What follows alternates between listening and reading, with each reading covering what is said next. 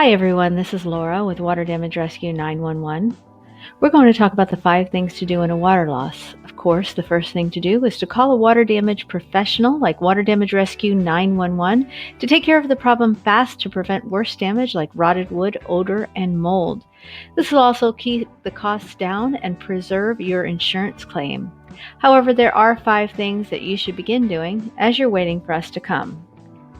The next thing to do is to turn off the power to the rooms that are affected. If there's standing water, turn off the power and do not walk in the water if possible. We will remove the standing water when we come so that you can begin with some of the tasks below. Also, be sure not to use any electrical appliances to remove the water if there is any concern whatsoever about electrocution.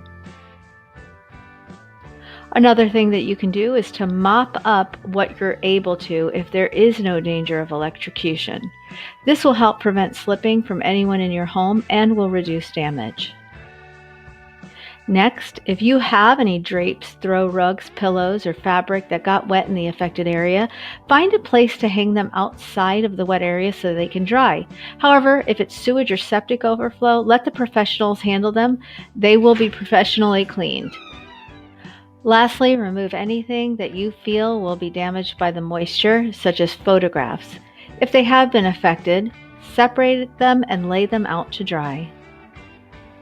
You can count on Water Damage Rescue 911 for 24 hours a day, 7 days a week emergency water damage service.